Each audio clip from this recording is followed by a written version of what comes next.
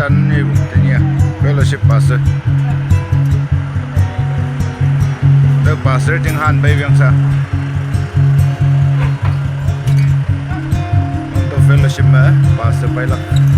dawan dan ni bulan jauh sahabat tu mahan anlon wangto village yang tu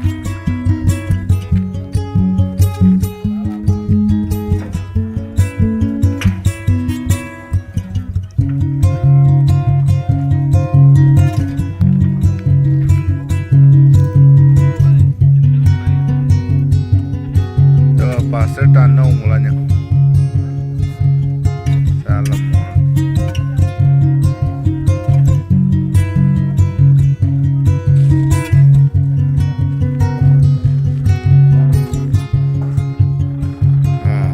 pasir lah ibu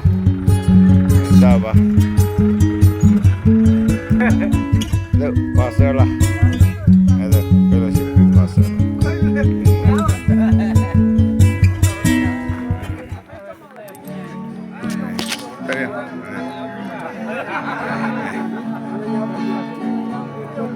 fellowship pasir sahayu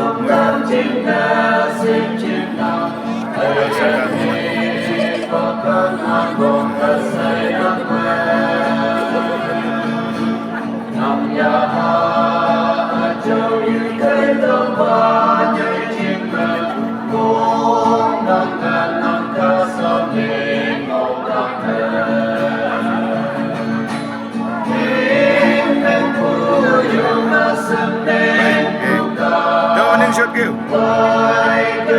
cây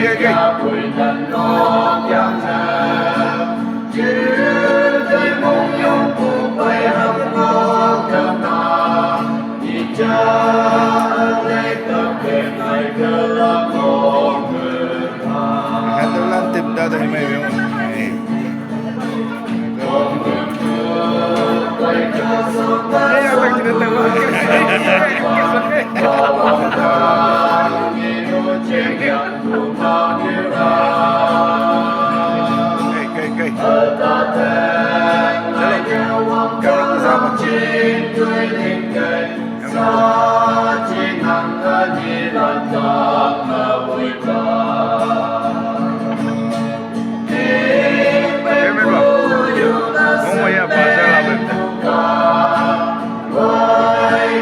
Ghiền Mì Gõ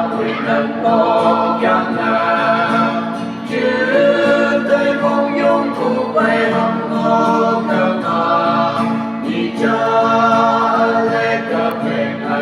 lỡ